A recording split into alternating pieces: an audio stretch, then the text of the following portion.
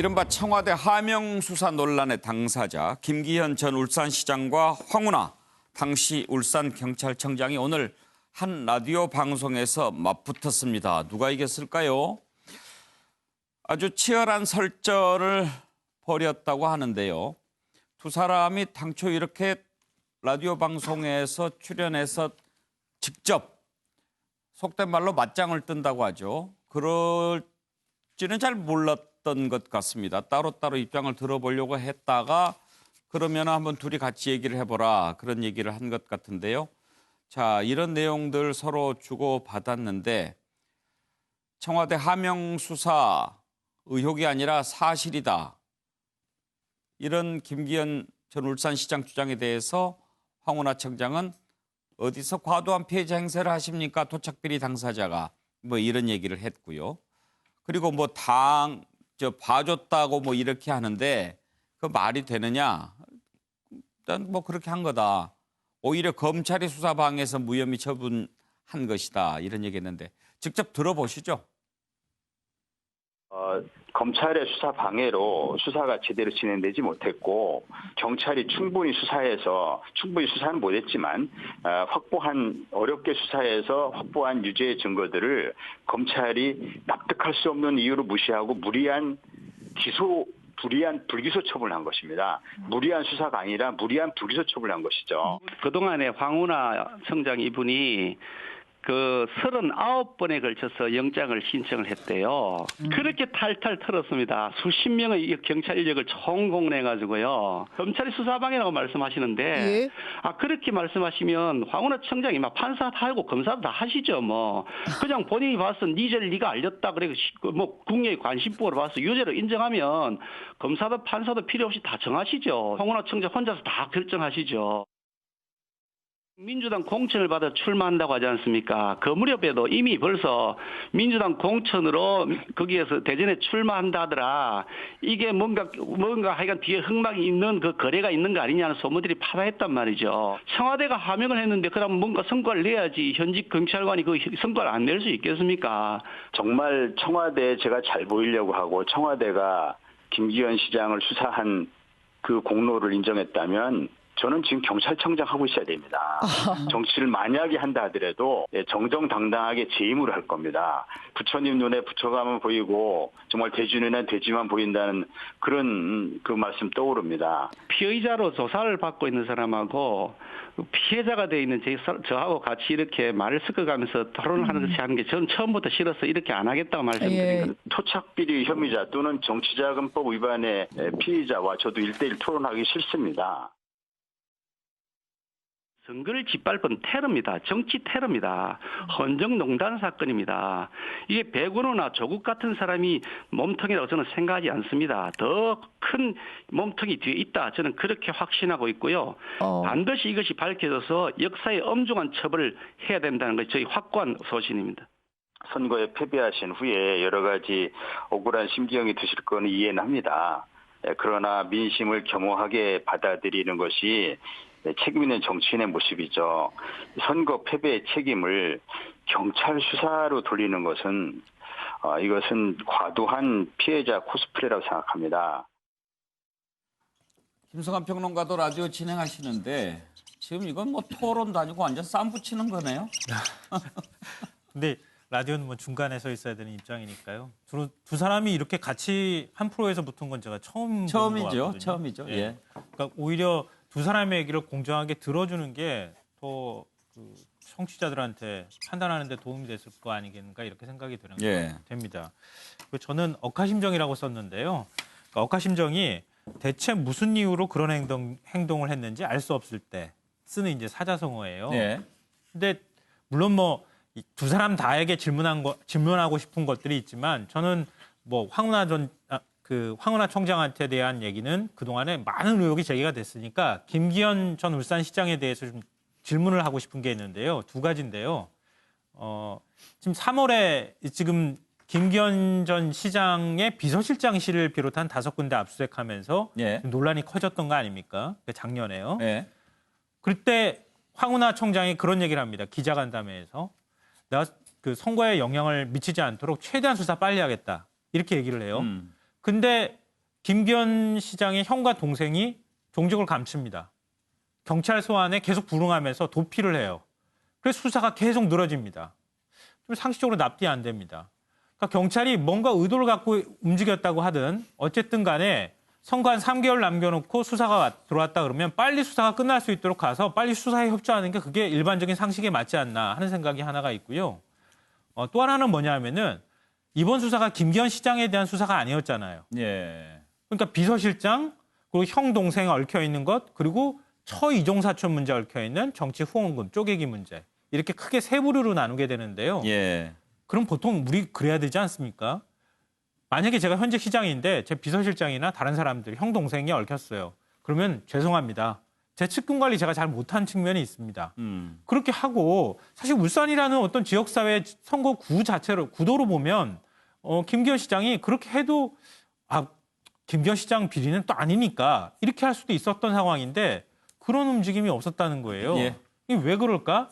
그 부분에 대해서 김기현 시장도 전 시장도 한 번쯤은 설명해 줘야 할 필요가 있지 않을까 싶습니다. 그런데 지금 첩보가 어떻게 내려갔느냐, 뭐 하명 수사 이런 논란이 있지 않습니까? 그런데 그때 당시에 이미 그런 비리가 지역에서 좀 짜하게 번져 있었다. 새로운 사실이 아니다. 그런 얘기도 나오던데 그런 경우에는 만약에 정말 그런 비리 의혹이 있으면 지역 언론에서들 이렇게 보도하고 그러지 않았을까요? 그러니까 지역 언론을 그러지 않아서 제가 좀 찾아봤는데요. 예. 울산 지역의 일간지가 경상일보입니다. 예. 경상일보에 들어가서 자료를 다 제가 검색을 좀 해봤는데요. 그러니까 지금 김기현 시장의 측근과 관련돼 있는 수사가 크게 세 갈래입니다. 아까 제가 말씀드렸던 것처럼 비서실장 레미콘 용역 의혹이 하나가 있고요. 예. 그리고 두 번째로 동생의 용역비 30억 원 의혹이 있고요. 세 번째로 처이종 사촌이 얽혀 있다고 하는 후원금 쪼개기 문제가 있습니다. 그런데 후원금 쪼개기 문제하고 동생과 관련돼 있는 부분은 이미 황운하 청장이 2017년 8월에 부임하고 그 직후에 토착 비리에 대해서 수사하겠다고 해서 10월부터 수사에 이제 사실상 들어간 거예요. 검찰도 내사를 했고요. 예. 그리고 난 다음에 그 다음에 청와대 그 첩보가 이첩이 돼서 내려간 거예요. 그러니까 두 가지 수사는 먼저 시작했다고 볼 수가 없잖아요. 그리고 난 다음에 비서실장 문제가 걸려 있는 거예요. 그게 이제 3월에 압수수색 들어가면서 있었던 건데요. 그리고 2018년 1월에 이제 건설업자가 또 고발한 사건도 있었지만 그러면 굳이 시간 순대로 나열하면 비서실장과 관련돼 있는 레미콘 의혹이 청와대가 하명을 해서 수사에 들어갔다. 이렇게 우리가 해석하는 게 맞잖아요. 시간 순서대로. 근데 그 지역사회에서 파다해서 그동안에 황운하 청장은 우리가 수사 들어갔다. 이렇게 또 설명을 해요. 예. 경상일보를 제가 찾아보니까 이게 지금 그 압수수색 들어간 지 이틀 만에 쓴 사설입니다. 2018년 3월 18일 경상일보 사설을 보면요. 김 시장 주변 인물에 대한 수사는 지역사회에선 오래전부터 알려진 사실이다. 꽤나 긴 시간 지지부진하더니 압수수색에 들어갔다. 이렇게 표현이 나오고요. 그리고 압수수색 이전에 뭐 그런 비리와 관련된 특정 보도는 아니고. 네. 네. 그리고 그다음에 어떤 내용이 나오냐면요.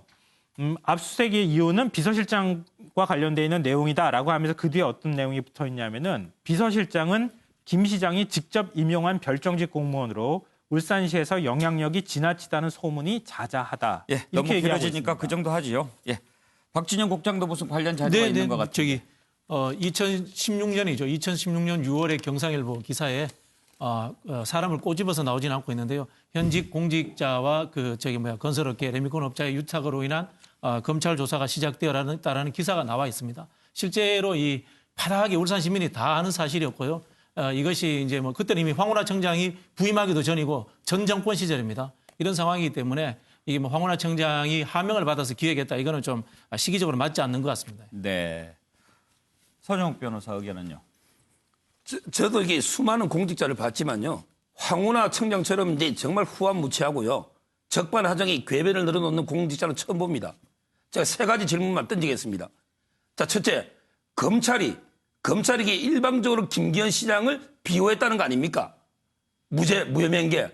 근데 검찰이 그럴 이유가 뭐가 있어요? 이게 시점은요. 현 정권의 권력이 가장 살아있을 때예요. 그럴 때 검찰이 권력의 눈치를 보지 김기현 시장의 눈치를 봅니까? 아니 검찰이 왜 김기현 시장이 죄가 많은데 비호하고 무혐의를 합니까? 그다음에 경찰도 마찬가지예요. 황운하가 부임하기 전에 경찰은 전부 무혐의 쪽으로 가는데 이걸 다 교체했지 않습니까? 근데 그 경찰은 김기현 야당시장을 왜 비호합니까? 이게 말이 됩니까, 첫째? 이게 문제고요. 두 번째 제가 더 놀란 거는 본인이 정권에 잘 보였으면 경찰청장 해야지 내가 이거밖에 못하느냐. 이게 공직자가 할 말입니까? 본인이 계급 정년의 경무관으로 끝날 거 정권 바뀌어가지고 치안감 승진해서 청장 간 거 아닙니까? 정권의 치안감까지 구제해 줬으면 됐지. 본인이 경찰청장 할 겁니까? 어떻게 그런 말을 합니까? 본인이 현 정권 들어서 계급 정년의 경무관 끝날 거 치안감으로 됐기 때문에 얼마든지 은혜를 입은 거 아니냐. 이런 이게 제가 비판을 하고요. 그리고 이제 이거 하나 더 보면 여러 가지 이제 이거 보고 있잖아요. 모든 게 우연이 아니고 청와대에 9번을 보고를 했어요. 보고를 하고 그리고 이제 그 공천 확정되는 날 압수수색을 대대적으로 5군데를 했고요. 여러 가지 의혹이 있지 않습니까? 이게 모든 게 우연입니까? 우연도 항상 계속되면 필연이라고 제가 말하지만 어떻게 이걸 갖다가 이렇게 적반하장으로 김기현 시장을 공개할 수 있는지 도저히 저는 납득이 안 되는 거예요. 황운하 청장하고 무슨 뭐 감정은 없죠? 감정은 없고요. 개인 감정은 없죠? 예. 아니 김기현 시장보다 더 심하게 공격하는 것 같아가지고. 예, 김영주 의원. 네. 아까는 뭐 균형 감각을 지키라 그러더니 일방적인 한쪽만 이야기를 하는데요. 저는 사실은 이 장면을 보고 이 두 사람의 말에 이미 정치화돼 있어가지고 네. 정치의 계절이 오다 보니까 이 진실의 영역들이 와해되고 있다. 네. 그런 것을 느끼게 됩니다. 그러니까 두 사람 다 좀 무리수가 있어요. 솔직히 얘기하면 발언에 있어서도. 실제적으로 말하자면 방금 우리 수 변호사는 왜 검찰이 하지만 지역 토착 세력화돼 있다는 그런 그 지역주의 정서 속에서 나타나는 구섭입니다. 그 지역에 가면 실제적으로 우리가 이해할 수 없지만 검찰이나 경찰이나 자치단체장이 거의 오랜 동안 한 정권을 갖게 되면 그런 분위기가 있는 거. 이제 그런 것들이 지금 여기서 드러나는 일축이거든요. 사실은 물론 어디까지 우리가 들춰내야 될지 모르지만 그 부분을 황운하 청장이 깨뚫어 나가겠다는 요구는 있었다라는. 지적하는 거고요. 그러니까 경찰도 수사 안 하고 검찰도 수사 안 하고 이런 것이 바로 검찰, 경찰 모두에 대한 국민들의 불만으로 쌓여지는 거 아니겠습니까? 예. 이제 그런 부분이 이 안에 다 있는 거죠. 둘 다 실질적으로 보면 이야기하는 데 있어서 정치화적인 갈등이 있지 실제적으로 드러나야 될 부분들을 잘 드러내지 못하고 있다. 저는 그렇게 생각합니다. 조은갑 실장이 수사 중인 사안의 두 당사자가 방송 프로그램에 출연해서 이렇게 서로 이렇게 얘기하는 것이 적절한지는 잘 모르겠는데요. 그 뭐 할 얘기들이 얼마나 많겠습니까? 예. 근데 지금은 사실 어떤 증거에 입각한 얘기들을 좀 해야 되는데 이게 이미 정치 정점화가 돼 있죠. 그렇기 때문에 뭐 진실보다는 서로 다 자기들 입장을 지금 강조하고 있고 저는 이 문제는 뭐 지금 검찰이 하명 수사 논란 등 관련해서 지금 수사를 하고 있습니다만은 좀 검찰 수사를 좀 지켜볼 필요가 있고.